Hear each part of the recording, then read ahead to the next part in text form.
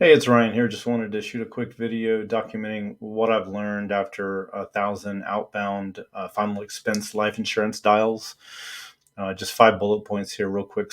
One, I've realized that outbound dialing gives me no leverage on my current skills and experience. Before getting into life insurance, I was selling inbound on Zoom calls for people looking to buy coaching and courses for them to help build skills that would help them make money. And really just calling people outbound for life insurance, like cold calling essentially, didn't really take advantage of any of the skills I had prior to coming to this industry. So led to me not making a lot of money initially, almost no money, in fact, losing money. So, the reason I started outbounding was that was the recommendation of my mentor. Probably a bad initial selection of the IMO. So that's like the people that train me and help me figure out what leads to get. And my upline is the person who trains me. So probably just a bad initial selection from me there because their whole focus is on outbounding and dialing out. So I've wasted about $5,000 on leads. I can probably recoup some of that by continuing to call these folks, but I'm going to take a new approach. And I've spent hundreds of hours, maybe 100 hours of dial time and agonizing and researching my results and trying to improve and train. So it's probably a waste of time there. Um, what I've learned, if you're going to dial outbound leads for insurance, you can do that and you can make money. Obviously, people are doing well doing that, but really what's important is just the number of dials you make.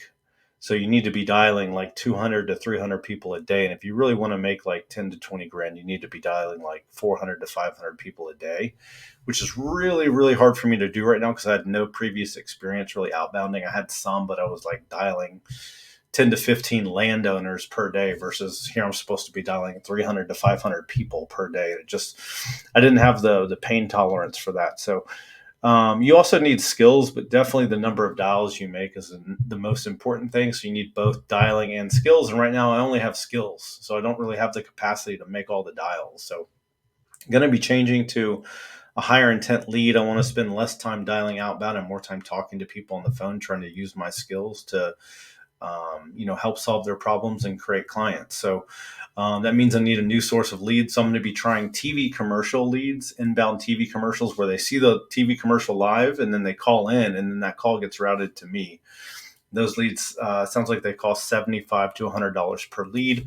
If I compare that to my outbound leads, I've spent anywhere between 50 cents, 63 cents per lead up to like $20 per lead, depending on how recent the lead was recruited. So, on average, I've got like 5,000 leads that I spent 60 cents for. I've got probably 100 leads that I've spent 15 to $20 for. So most of my time has been spent calling people who I spent 65 cents to 75 cents a lead. So you compare the cost, you can see the difference there. So the trade-off is going to be the cost of these leads. So the risk for the business goes up when the lead cost goes up. So that's going to be the trade-off primarily, is that there's going to be a higher cost lead. I have to spend more time sitting around waiting for a call to come.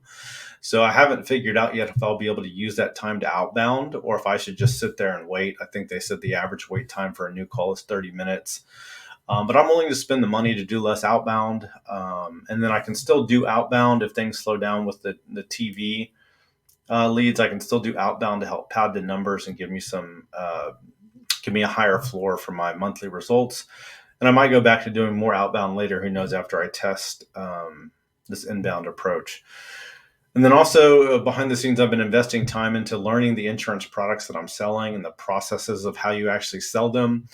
A lot of times I'd be on a call with someone and it'd be going well, but I was nervous because I didn't really know the product I was selling them that well. So I had to kind of learn it on the fly. And then sometimes it would turn out to be the wrong product for their situation. And then I would end up losing the sale or not being able to handle their questions. So I probably missed 2 to 3 sales just not knowing what I was selling. So I've gone back and really learned the products that I'm selling, what's key about them, who qualifies for them, who doesn't, who they're appropriate for, and just kind of going through their application process. So I'm not fumbling around when I'm talking to a prospective client. So just the big update there. Not a lot of success to report yet, but I'm working hard and eager to keep going.